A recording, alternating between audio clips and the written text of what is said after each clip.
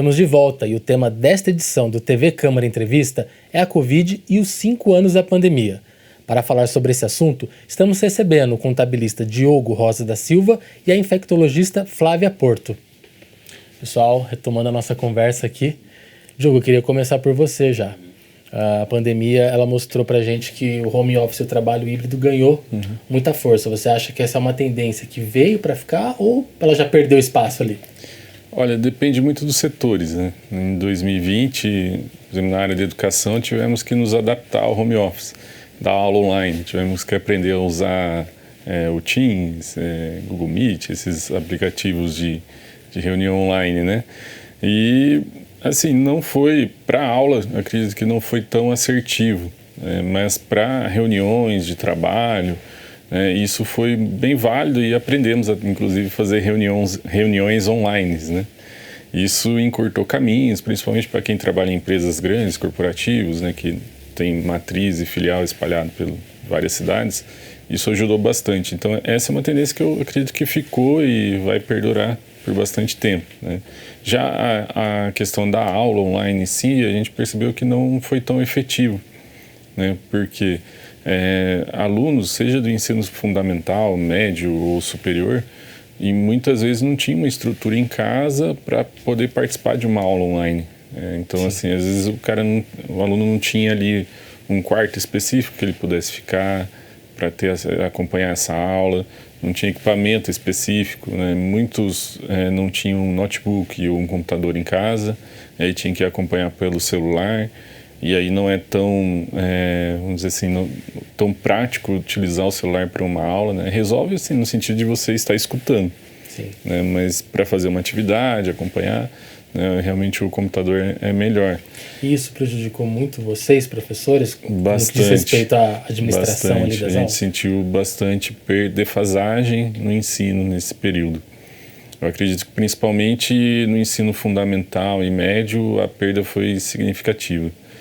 Porque se para nós adultos tivemos dificuldade, a gente via no ensino superior essa dificuldade, para os jovens e crianças com certeza foi maior. Então acho que é um impacto que vai assim perdurar por um bom tempo até esse aluno de alguma forma tirar essa defasagem no futuro.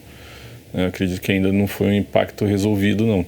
Vai demorar um tempinho para equilibrar ainda, né? Sim, eu acho esse aluno que passou pelo ensino fundamental e médio durante a pandemia, com aula online, quase 2 anos aí de aula online, provavelmente ele vai ter que buscar isso no ensino superior, tirar essa defasagem ou nem vai tirar, né? E aí você vê, por exemplo, os brasileiros não têm muito afinidade com matemática. Sim. Né? Então, daí você imagina um aluno, um jovem, uma criança que não gosta de matemática, tendo uma aula online de matemática e olhando para o lado uma televisão, passando um filme, um desenho, alguma outra distração. E a gente tinha até casos assim no ensino superior, né, de adultos. Tá em casa, mas tem 2, 3 crianças para cuidar também, e aí a criança não entende que ela não vai entender, ela é criança. Sim, né? Exato. Que o pai está estudando, a mãe está estudando, e aí tinha que dividir a atenção com criança e com o estudo, então isso atrapalhou bastante. Sem dúvida, é uma conciliação de tarefas complicada. Sim, agora com relação ao home office, teve muitas pessoas, assim, mais para o mercado de trabalho, muitas empresas, inclusive, deixaram de ter sede em um escritório, numa sala, né, para trabalhar só home office, porque entenderam que entregava. Então você tem inclusive a possibilidade, por exemplo, uma empresa de Jacareí contratar uma pessoa lá de Fortaleza e ela vai te entregar o mesmo projeto que uma pessoa aqui da cidade entregaria estando 100% presencial. Tem empresas que conseguiram se adaptar a isso. Outras foram para um modelo híbrido, né, onde você trabalha alguns dias em casa, 1 ou 2 dias na semana na empresa, até por uma questão de economia de custos ali operacional de uma sala maior, tal, você consegue reduzir o tamanho da sala nessa escala, e algumas não optaram por não continuar com o home office e voltar 100% presencial. Eu acho que quem se adapta depende muito do modelo de negócio, né, então, que está trabalhando. A gente viu aí recentemente agora a Embraer acabando com o regime... Anunciando, né, a volta do regime, a volta, né, 100% presencial. presencial. Né? Conheço algumas pessoas que trabalham na Embraer, trabalhavam 100% home office, mas eu acho que aí vai a avaliação, ela deve ter os motivos para isso, né? Você tem que avaliar, né? Porque até que ponto vale a pena, porque se você olhar na praticidade, o funcionário ele tem um pouco de qualidade de vida melhor, né? Porque ele não precisa acordar de repente mais cedo para pegar trânsito, né? Pegar fretado, ônibus, despesa com combustível, e aí ele está na casa dele, entra no horário certo. Mas, lógico, tudo isso depende do funcionário, como a empresa avalia isso. Eu acho que o Brasil ainda é muito restrito à questão do bater o ponto. Né? Tem que começar às 8 da manhã, não pode ser nem 8h02, ele tem que estar online até às 18, né? E se você pegar o conceito menos de home office, não é nem a questão de controlar o horário. É a entrega que o funcionário faz de determinado projeto, serviço. Né? Sim, como você bem lembrou, algumas empresas tiveram até aumento de produtividade nesse período. Exatamente. Mas aí, é que nem eu falo, né? Depende muito do modelo de negócio de cada empresa. Então, tem empresas que têm essa necessidade de ter o funcionário ali no dia a dia. Né? O que eu acompanhei, por exemplo, de escritórios de contabilidade, eles não achei ainda um escritório que se adaptou 100% ao home office. Assim que começou a se retomar as atividades presenciais, a maioria dos escritórios voltaram e não se adaptaram ao home office.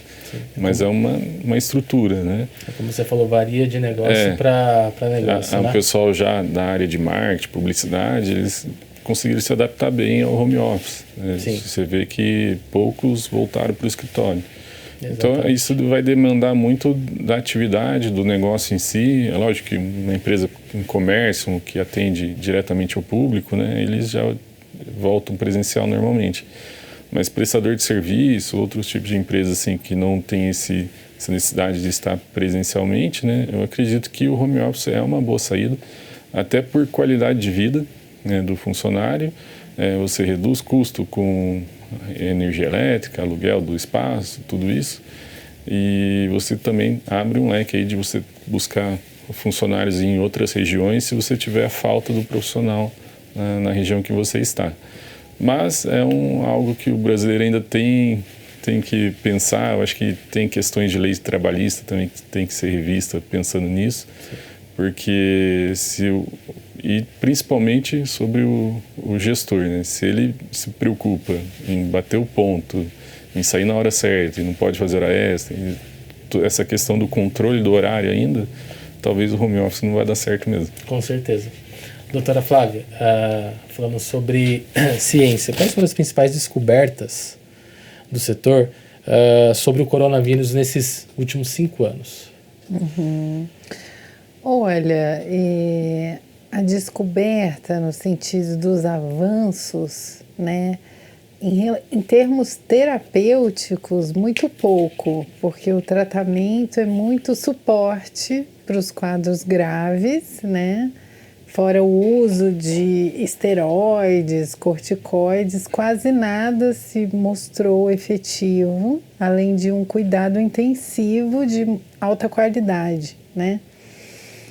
E eu acho que os maiores avanços foram no sentido da prevenção mesmo, como eu mencionei, a questão da nova tecnologia, das vacinas de RNA mensageiro, que são grandes avanços, na verdade, tem sido endemonizado erroneamente, mas esse tipo de vacina tem sido usado até para imunoterapia, para combate a câncer, né?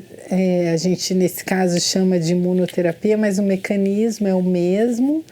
Então, a questão de tecnologia genética também, né? De identificação, de exames, em que você detecta o vírus de modo muito rápido. Eu acho que isso se avançou. E de uma maneira geral, essa questão de vigilância, porque a gente mora num mundo agora globalizado E o que está acontecendo no Camboja repercute em Jacareí, né? Exatamente. Então, essa questão da velocidade em que você tem um mundo em que as pessoas se movem muito facilmente, né? Em que o trânsito de pessoas, de nações é muito intenso, a gente já não consegue viver de forma isolada nas questões políticas mundiais, né? Da mesma maneira que, vamos dizer assim, questões ambientais afetam o global, né? Sim. Não adianta só o país desenvolvido se comprometer com a questão da política, do meio ambiente. A gente também precisa de uma certa regulação dessas questões de saúde pública, porque, não sei se vocês se lembram, chegou um momento em que as pessoas que não vacinavam não podiam entrar em certos restaurantes, não podiam viajar, né? Porque a gente teve que colocar limite até onde vai a minha liberdade individual quando isso repercute na saúde coletiva. Então, essa questão é muito delicada, porque eu posso ter uma pessoa transmitindo uma doença, né? E em que está ameaçando os outros, em que ela está sendo negligente com as outras pessoas, porque ela precisa aderir a um certo hábito, a um uso de máscara, ao uso do álcool gel, por exemplo, né? Que eram coisas que eram recomendadas e as pessoas não aderiram, né? Então, muitas pessoas com quadros leves eram inconsequentes de sair sem máscara, elas tinham que cumprir um isolamento e não cumpriam, e nisso existe um drive da epidemia em que todos têm consequências, né? Então, sim, eu acho que essa discussão política, no sentido de até onde vai a minha liberdade individual, quando eu coloco a comunidade em risco, e a gente sabe que o que a gente não multa, regula, às vezes o ser humano só funciona assim, né? É interessante que uma das coisas que mais diminuiu o tabagismo no mundo foi o quê? A lei de que não pode fumar em lugar fechado. De alguma maneira a gente começou a constranger as pessoas que fumavam. E o quê? Taxação.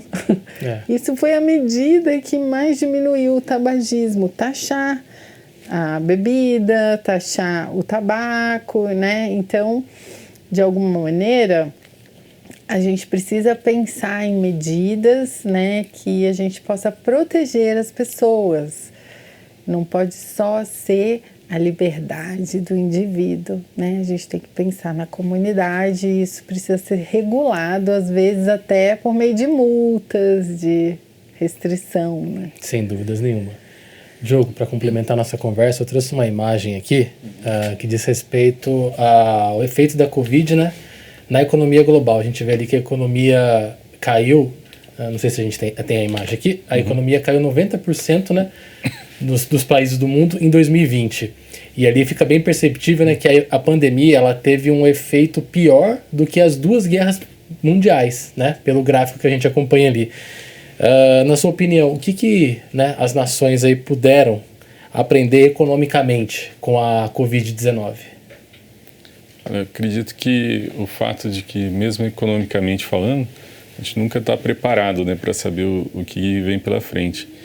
E a economia, o que a gente passou foi um momento total de despreparo, né, de reservas, de se preparar para novas estratégias de negócios, porque não foi um caso isolado, né, de um setor em específico, mas atingiu todos os setores, todo mundo teve que parar, e aí quem não parava sentiu o reflexo de quem parou.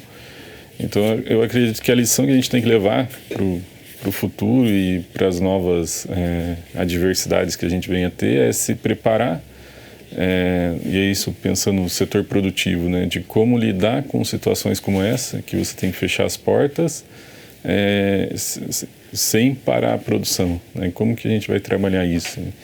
Eu acho que ainda é um desafio, né, e economicamente falando, no pós-pandemia tiveram diversos fatores, no Brasil também principalmente, né, que também afetam a economia, então eu acho que atrapalhou um pouco essa retomada também, questões políticas, eleições um pouco conturbadas, né? No mundo a gente está vendo aí o que está acontecendo também, tivemos a guerra na Ucrânia, que afeta o Brasil também, então, economicamente, né? Então, são coisas que vêm acontecendo e acaba atrapalhando essa retomada, né? Então, para o Brasil enfrentar de forma mais serena, vamos dizer assim, uma outra crise, eu acredito que tem muita coisa a se trabalhar e melhorar ainda. Perfeito. Doutora Flávia, tem uma outra imagem aqui também que eu trouxe para a gente poder discutir, que é sobre os efeitos, né, o impacto da pandemia. No primeiro gráfico ali a gente vê a sobrecarga imediata nos sistemas de saúde, né, e a diminuição. Na segunda onda ali a gente consegue perceber a diminuição de recursos para outras condições clínicas. Na terceira, o impacto nos cuidados de doenças crônicas, né? E na quarta, que é aquela linha azul e a que eu quero destacar aqui, são os efeitos, né, na saúde mental devido ao estresse e isolamento, né? Então a gente vê que é uma linha que cresceu e permaneceu contínua. Ao seu ver, a saúde mental passou a receber maior cuidado e continua sendo o principal foco após 5 anos de pandemia? Eu achei super interessante esse seu gráfico, porque é o assunto do momento, né? A gente falar de saúde mental, o impacto, assim, do aumento do diagnóstico de transtornos de ansiedade, transtornos depressivos. A gente sente como profissional de saúde de todas as especialidades. Então agora não é assim um problema que o psiquiatra lida, qualquer clínico geral, o médico de saúde da família, o infectologista, o endócrino, o cardio. Então, em qualquer especialidade, você tem que cuidar dessas pessoas hoje, diagnosticar, saber fazer um manejo inicial desses casos, porque a saúde mental tem impactado muito a qualidade de vida das pessoas, né? As pessoas têm tido muitos impactos no sentido nas universidades, na produtividade, né? Na capacidade de se reinventar, né? E de se relacionar, constituir família. Então, vários impactos, né, da pessoa com problemas de saúde mental. É lógico que a gente tem as questões medicamentosas para fazer como médico, mas lembrar dos outros profissionais, né? Então, da psicologia, né, de outras terapias, a necessidade da atividade física, que é muito importante nessas doenças de saúde mental. A gente ainda tem muito pouco acesso na saúde pública à psicologia, né? O sistema, no máximo, tem uma terapia em grupo, então você esbarra na questão do acesso, de poder ter um convênio, de poder pagar uma terapia, enquanto é fundamental, né? A gente sabe que se a pessoa só tomar remédio e não fizer terapia e não tiver outro tipo de suporte, dificilmente ela vai conseguir ressignificar, né, esse trauma. Mas eu acho que a gente ficou realmente muito deficiente nas relações e isso pode gerar maior violência, né? Porque nós somos seres sociais. Senão a gente seria igual, né, o filhinho do cachorro, que logo tá sozinho, né? O potrinho, certeza, que já sai andando. Não, nós somos seres sociáveis, né? Que precisamos da afetividade. Então, a questão do isolamento gera um impacto muito negativo. Concordo plenamente. Bom, a gente está chegando no final aqui da nossa entrevista, do nosso bate-papo, que por sinal foi ótimo, mas antes de finalizar, eu gostaria de fazer uma pergunta válida para os dois, tanto na área de saúde quanto na área econômica. Se hoje nós enfrentássemos uma nova crise global, estaríamos mais preparados do que em 2020? Economicamente, depende do ponto de vista. Eu acho que a gente teria experiência do que passamos, o que deu certo, economicamente falando, né? Mas eu acho que ainda muitos aspectos não aprendemos, né? Se você parar em alguma empresa e perguntar qual que é o plano dela, um plano de contenção, caso ela tenha que fechar as portas, te garanto que eu acho que 90% não tem. Né? Imagino. Então, eu acho que as pessoas não querem pensar que pode acontecer de novo. Sim. Né? Então, por exemplo, as escolas, né? Se precisarmos fechar de novo as escolas, como que daremos aula? Estamos preparados para isso 100%? Então, eu acho que isso é uma pergunta que é interessante no sentido de reflexão. Ainda não estamos tão preparados assim, não. Perfeito. Doutora Flávia? Olha, realmente, assim, o cuidado em saúde, para a gente pensar nessas questões de suporte, de mortalidade, de intervenção, esbarra sempre na questão financeira, né, de recursos. E nós temos muitos recursos limitados em saúde. Então, às vezes, saber o que fazer e conseguir responder são coisas diferentes, né?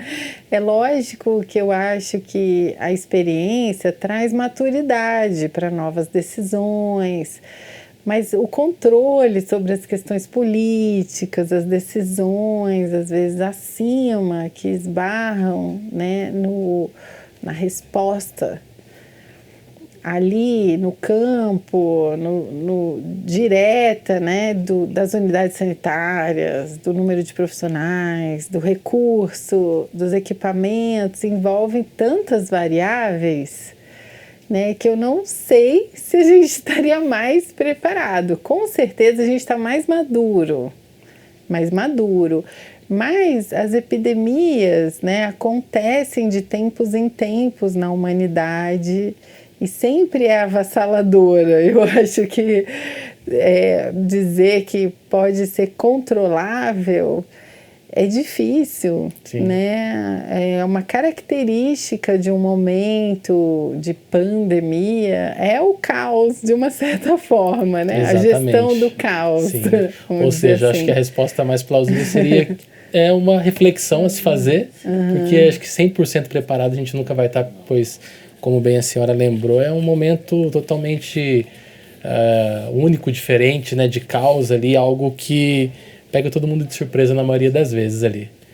Pessoal, a gente chegou ao final, infelizmente, foi muito boa a conversa, gostaria de agradecer a doutora Flávia, muito obrigado pela presença, por tudo que você trouxe aqui para nós.